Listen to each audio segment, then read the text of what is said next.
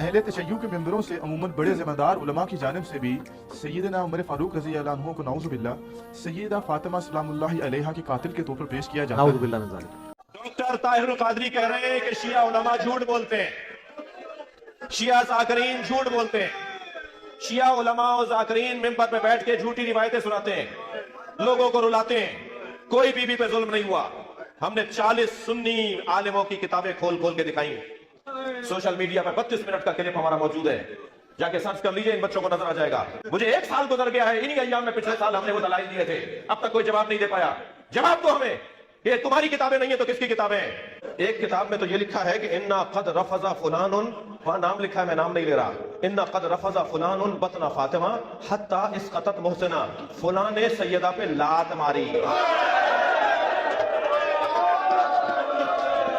حتی اسقطت محسنہ، جس کی وجہ سے محسن شہید ہو گیا۔ علی بھائی اس حوالے سے آپ کا موقف کیا ہے؟ مصائب جتنے بیان کرتے ہیں پہلے ان کی آپ سند ثابت کریں۔ اگر آپ اس کو ڈیپ کریں گے، دنیا کی جتنی کتابوں میں سیدنا عمر پہ یہ الزام لگایا گیا کہ وہ نعوذ باللہ حضرت فاطمہ کے قاتل ہیں، اس کی اصل ایک ہی سند ہے، ایک ہی کتاب ہے جس سے ساروں نے لی ہوئی ہے، اور وہ کتاب ہے سلیم بن قیس ہلالی کی۔ اردو میں ہم سلیم بولتے ہیں، یہ لفظ سلیم ہے عربی۔ یہ کہتے ہیں حضرت علی کے اصحاب میں سے تھا، تابعی تھا، ان کے ساتھیوں میں سے تھا۔ جب حجاج ابن یوسف نے شیعان علی کے اوپر ظلم کیے تو یہ چھپ کے ابان بن ابی عیاش کے گھر میں اس نے پناہ لی، پوری زندگی اس کے ساتھ رہا۔ مرتے مرتے یہ کتاب اس کے حوالے کی اور کہا کہ میں تو جا رہا ہوں، تو یہ کتاب امانت ہے تیرے پاس، امت تک پہنچانی ہے۔ اس کے بعد ابان بن ابی عیاش اس کتاب سے روایتیں بیان کرتا تھا۔ اب یہ نہیں پتا کہ یہ روایت اس کتاب میں لکھی بھی ہوئی تھی کہ نہیں، یہ وہ خود سے بیان کرتا تھا، کیونکہ ابان بن ابی عیاش خود کذاب ہے۔ کذاب بندہ اگر روایت بیان کر رہا ہو تو اس کی اتھینٹسٹی خود ہی ختم ہو جاتی ہے۔ ابان بن ابی عیاش وہ ہے جس کو صحیح مسلم کے مقدمے میں امام مسلم نے لکھا ہے کہ یہ کذاب جھوٹا راوی ہے۔ بلکہ 2 تابعین تبع تابعین آپس میں ملاقات کرتے ہیں تو اور وہ اس کو بتاتا ہے کہ میں نے جو ہے وہ 1000 سے زیادہ حدیثیں ابان بن ابی عیاش سے سنی ہیں، اور وہ کہتا ہے پھر میں نے نبی اسلام کی خواب میں زیارت کی تو آپ نے صرف 5 یا 6 حدیثوں کی تصدیق کی، باقی سب پہ آپ نے فرمایا میری حدیثیں نہیں ہیں۔ ابان بن ابی عیاش کا یہ حال ہے۔ یہ 140 ہجری میں یا 146 ہجری میں فوت ہوا ہے۔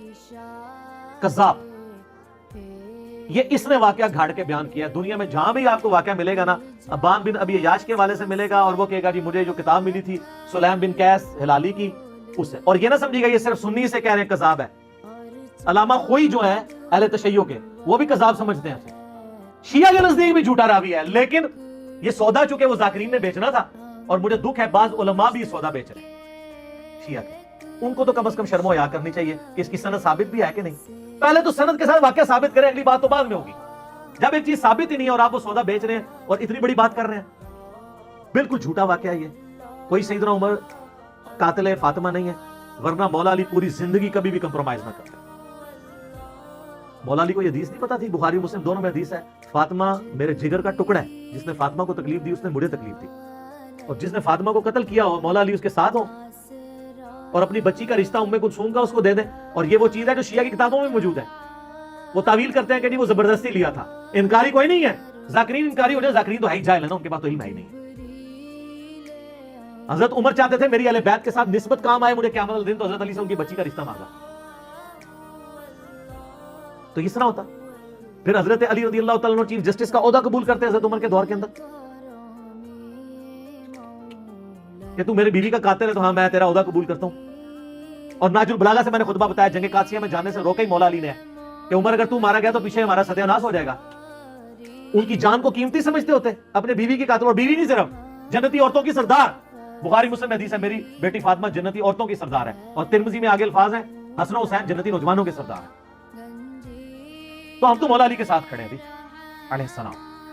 وہ شیخین کے ساتھ رہے، خلفائے ثلاثہ کے ساتھ رہے۔ میرا یوٹیوب پہ کلپ ہے خلفائے ثلاثہ کی شان مولا علی کی زبانی ناج البلاغہ سے، سنی کتابوں سے نہیں، شیعہ کی ناج البلاغہ سے، لاکھوں لوگوں نے دیکھا ہے، ایچ ڈی کیمرے میں نے سارے خطبات دکھائے ہیں۔ یہ بالکل جھوٹ ہے کہ وہ نعوذ باللہ سیدہ فاطمہ کے قاتل تھے، اور کہتے ہیں دروازہ پھینک دیا۔ اللہ کے بندو، دروازے تو اس ٹائم ویسے ہی کوئی نہیں تھے۔ ہاں میں قرآن سے ثابت کرتا ہوں، قرآن میں ہے جب کسی کے گھر جاؤ تو اجازت لو، आला होना चाहिए था दरवाजा खटखटाओ, क्योंकि अगले जमानों में अभी भी गांव एरिया में आप चले जाएं तो सिर्फ पर्दे लटके होते हैं, बाहर से सिर्फ आवाज लगाते हैं मैं अंदर आ सकता हूं, औरतें पर्दा कर ले चले जाते। इसीलिए तो मुस्लिम शरीफ में हदीस आती है ना कि नबी इस्लाम की चारपाई के नीचे वो एक कुत्ते का पिल्ला चला गया था तो जिब्राइल अंदर ही नहीं आए थे, तो वो सगे मदीना कैसे पहुंच गया अंदर? सिर्फ पर्दा होता था, तो दरवाजा कोई नहीं गिराया, पर्दे ही होते थे, दरवाजा वगैरह कोई नहीं गिराया। ये बिल्कुल जाली बात है, झूठी बात है, और ये फिटिंग नहीं बैठती। बाकी रह गया बागे फदक वाला मसला, उसके ऊपर भी मैंने मुख्तसर गुफ्तगू की थी कि मैनेजरियल इशू था, इसको अगर आप उस हवाले से वैसे लेंगे तो मेरे भाई फिर मसला जो है वो अबू बकर उमर का नहीं है, मसला फिर मौला अली का भी बन जाएगा, चाहे वो उम्मत के मफाद में भी हो। लेकिन मसला बहुत बड़ा है ना, क्योंकि आप अलैहिस्सलाम फरमा रहे हैं जिसने फातिमा को तकलीफ दी उसने मुझे तकलीफ दी। रसूलुल्लाह को तकलीफ देने का मामला कहां तक जाता है? चले अल्टीमेटली आपकी बात मान ली कि उन्होंने उम्मत के मफाद में किया, तो आपको उम्मत के मफाद अजीज नहीं है कि आप बकवास करना बंद कर दें, क़यामत के दिन के लिए छोड़ दें? जब मौला अली खामोश हो गए इस मसले में तो आप क्यों अपनी जुबानों से इस तरह की बातें करते हैं? तो बात कहां से कहां चली? मौला अली अबू बकर के साथ भी रहे, उमर के साथ भी रहे, उस्मान के साथ भी रहे, रज़ियल्लाहु अन्हुम अजमईन व अलैहिमुस्सलाम अजमईन। लिहाजा अगर ये सैयदना उमर कातिल फातिमा होते नाऊज़ु बिल्लाह मिन ज़ालिक, तो ऐसा मामला ना होता। झूठ ना बोला जाए, मसाइब को चस्का लेके बयान करना बगैर सनद के, और इसमें बिल्कुल इल्म की परवाह न करना और जज्बात के साथ खेलना लोगों के, ये बिल्कुल इल्मी जुल्म है।